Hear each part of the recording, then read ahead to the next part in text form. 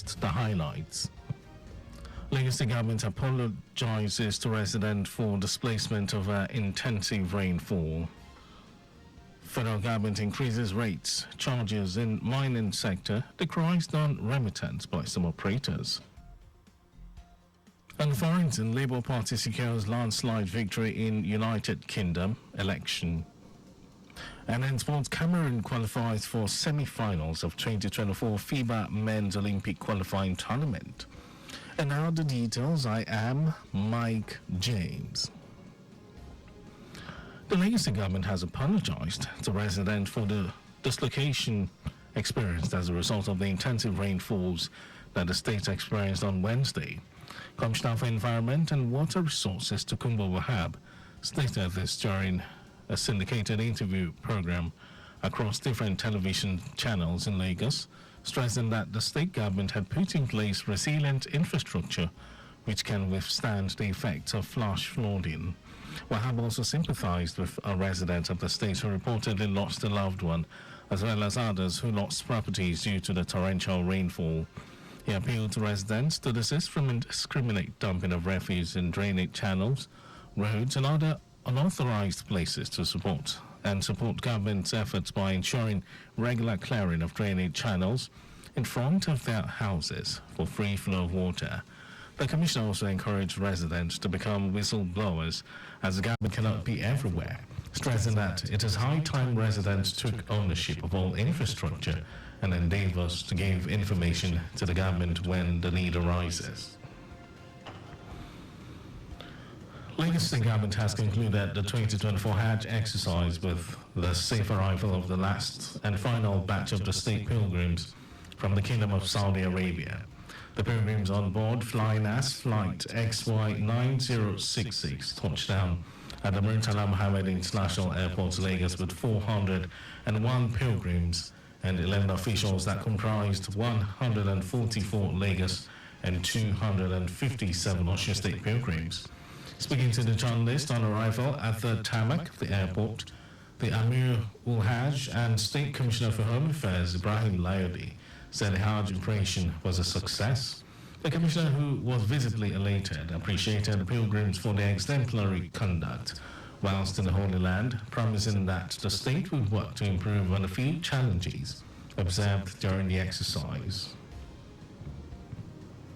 Very, very good, very, very encouraging, because what we met on ground on that, the Hajj, the Saudi Hajj Commission, they have enough preparation, and also I thank the National Hajj Commission of Nigeria also with their own support and their own arrangement within us. They are also on ground, which we also work in collaboration for the success of this 2024 Hajj.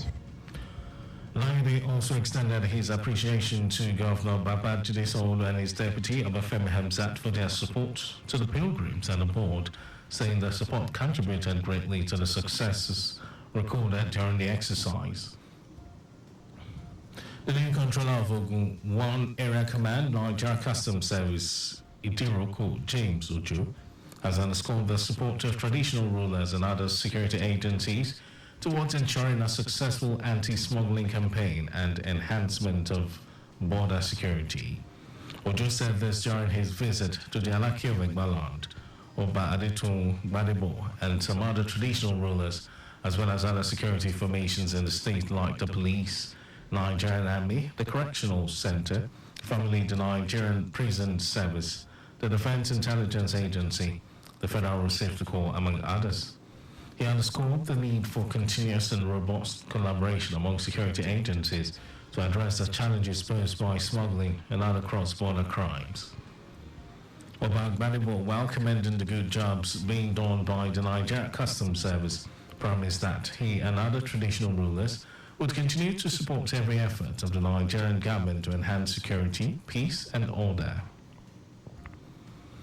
The governor of Kebbi State, Nasir Idris, has declared Monday, July 8 as a public holiday to mark the beginning of the new Islamic calendar, 1st of Muharram 1446 AH.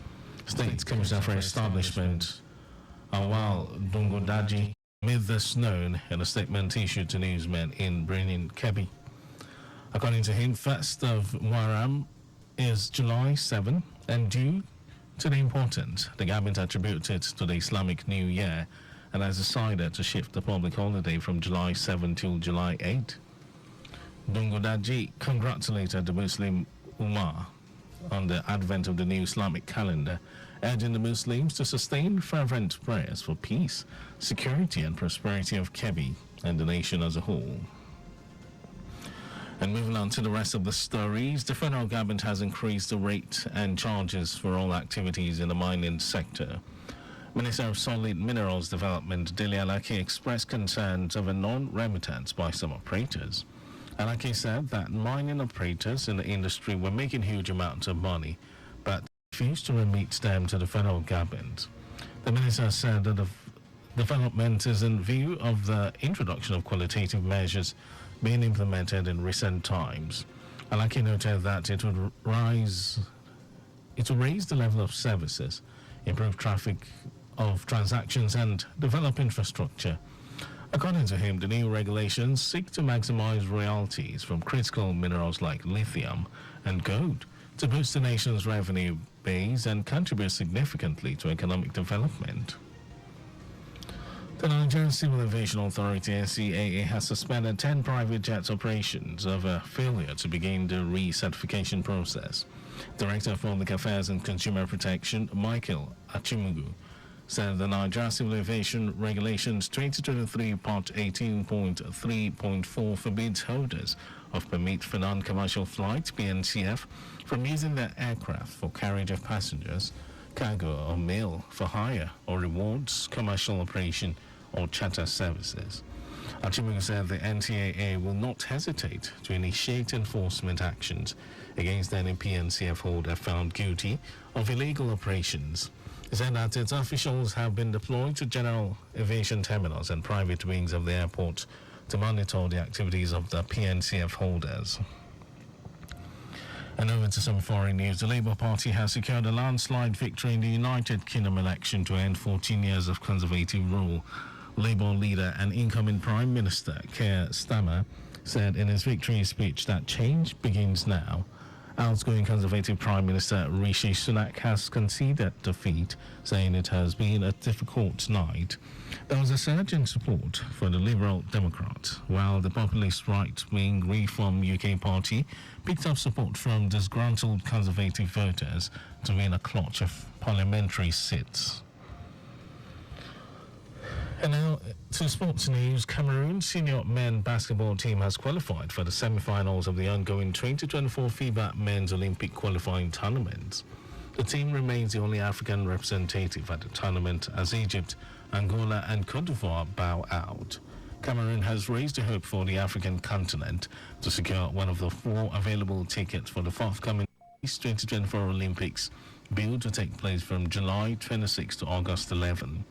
The country will face the host country, Latvia, in the knockout stage slated to dunk off on Saturday, July 6.